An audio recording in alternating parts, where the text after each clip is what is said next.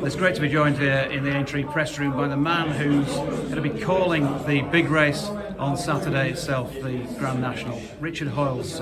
Richard, first of all, thanks for joining us, and what a privilege it must be for you to be up there with the perfect vantage point to be able to get your voice linked with an historic occasion. Yeah, look, I'm extremely lucky, particularly now that Call have finished consistently for ITV, and they are the last 100 yards that are played time and time again.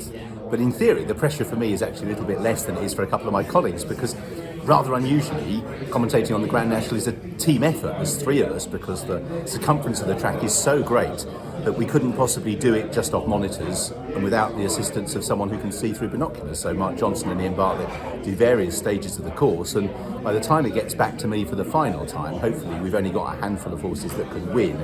So if you like, it's rather different than Mark, for example, who's stuck at the first with 40 hurtling towards him, not really knowing where they are. Now, I've done that role and know enough that that's when you know you're alive, and it's a heart-stopping moment. But hopefully the finish, things have calmed down a bit.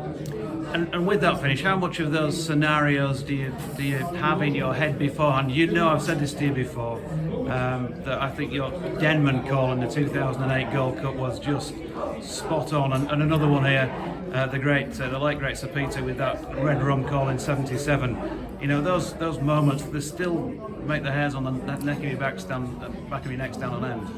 Yeah, I think the importance is not to get ahead of it and overcomplicate it, really, because what you're really doing, as you said right at the beginning, is providing a soundtrack to a great sporting moment.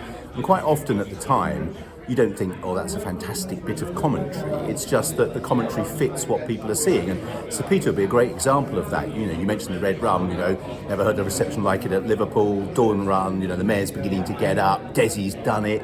None of those are rocket science, but it's what people are feeling, it's what people are seeing. And so after a while, when they look at that again, they enjoy watching it back. And that sort of soundtrack that accompanies it becomes part of that well-loved moment. So you don't want to impose yourself on the race at all. You really just want to let it happen. And some days you're very lucky, phrases flood into your head and you've got the pick of them. Other days it's just trying to get something out that sounds semi-okay. But yeah, if you let the horses do the talking, really, and just describe it in an accurate way, then hopefully you won't do too much wrong. Is the homework any different for this race to what it is for a routine run-of-the-mill round whichever track you want to know? Just the number of Giggingstown and JP McManus horses. I think at the moment we've got 5 and 4 of each, and the differential is only a cap. And if you think about the fact that there's a lot of horses, and so sometimes you will see a horse fall and you'll see the jockey on the ground, but if the only distinguishing characteristic is a cap, when they're all curled up like that, it's not always easy to be certain exactly what that cap colour is. So it's the number of the same owner's runners that gives us issues, really, because you don't get 5 unless you call regularly in Ireland, in which case poor Jerry Hannon has it all the time. But I don't have that consistency of having 5 in the same ownership in a race with the only distinguishing characteristic in the cap. And of course as well for once a year viewers in that sort of sense, that's very confusing because you learn your colours are maroon and white. It often escapes people that there's 5 in maroon and white with different caps, and so trying to re-emphasise that is quite important, I think. We used to say this race was a lottery. Winner of the first race back, of course, in 1839, because the fences were so stiff, there were so many runners. These days, a lottery of a different kind. The fences are easier, those ditches are not quite as big, and there are a greater weight of class horses in the field.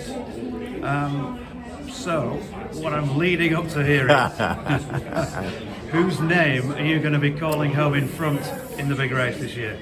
It's quite an open race this year. I still like horses that have been there and done it or nearly done it. And I think Any Second Now was unlucky last year. He did get stopped quite badly at the 12th when another horse fell in front of him. He does stay. He's from a stable of Ted Walsh that has won the race in the past in Papillon, and he has a leading ride.